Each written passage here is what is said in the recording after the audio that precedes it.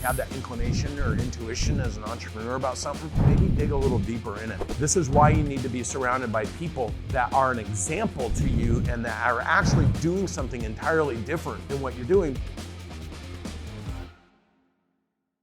The biggest regret I have is I actually had a good friend of mine that I played football with, Lee Cutsforth, following me around when I started the business. I had green screen set up and we were shooting videos and shooting content and I was explaining what I was doing because I wanted to document this whole thing. And he says to me in 2006, man, we should put all this stuff on YouTube. And I'm like, why would anybody care? Like, we haven't done it yet. It was that imposter. So we put nothing on YouTube. And then fast forward 2013, 14, I'm like, man, all that content is so good. He's like, dude, that was 7 or 8 servers ago. I don't even know where the servers are. And so we lost all that content versus if he would have just pushed everything, I would have been tracking. And I think back to that was a bad decision because I had, by the time you could promote on Facebook and things of that nature in 2000, I think it was 11 and 12 and 13, I had a marketing department of 68 people trying to convince me to shoot my podcasts and promote on general business stuff on YouTube and everything. I'm like, nah, forget all that. And I think about what would have happened based on what I learned from Grant. What would have happened if I would have said, yeah, let's just put it all out there and who cares? Because he has a few sayings. Those that don't know you won't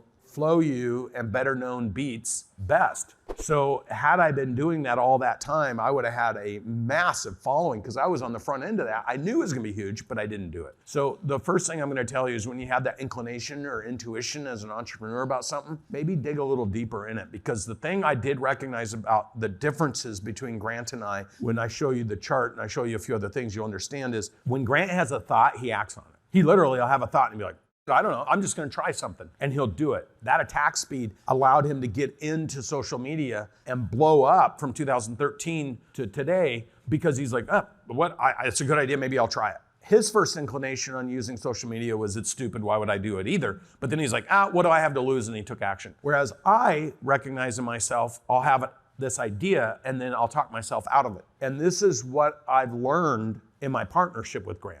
Like, I'll throw an idea. He's like, dude, that's like the best idea. Let's go do it. I'm like, well, and he's like, stop thinking now. Let's just execute on something. And some of those things have been some of our biggest successes because my confidence has gone up doing it because I watch him do it. And I think this is really solidifies as we get into mentorship and get into inspiration and get into the ability to execute very fast. This is why you need to be surrounded by people that are an example to you and that are actually doing something entirely different than what you're doing. But as entrepreneurs, we tend to settle in with the same group of people that we're always around.